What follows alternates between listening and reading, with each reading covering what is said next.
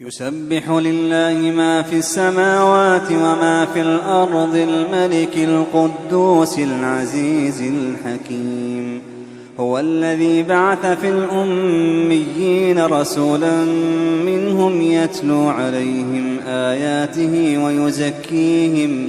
ويزكيهم ويعلمهم الكتاب والحكمة وإن كانوا من قبل لفي ضلال مبين. وآخرين منهم لما يلحقوا بهم وهو العزيز الحكيم. ذلك فضل الله يؤتيه من يشاء والله ذو الفضل العظيم. مثل الذين حملوا التوراة ثم لم يحملوها كمثل الحمار يحمل أسفارا بئس مثل القوم الذين كذبوا بآيات الله والله لا يهدي القوم الظالمين.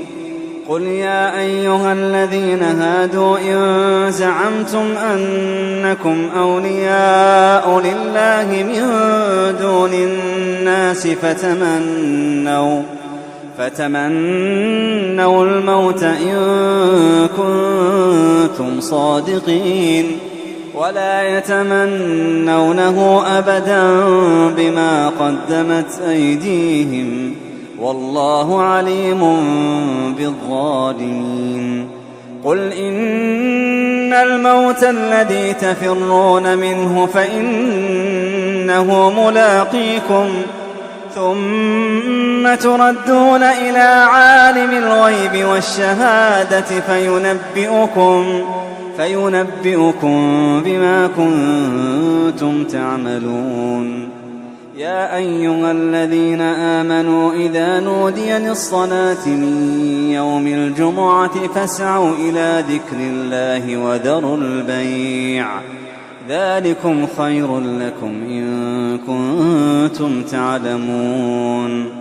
فإذا قضيت الصلاة فانتشروا في الأرض وابتغوا من فضل الله واذكروا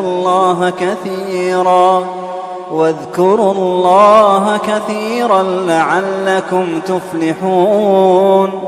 وإذا رأوا تجارة أو لهوا انفضوا إليها وتركوك قائما قل ما عند الله خير من اللهو ومن التجارة والله خير الرازقين.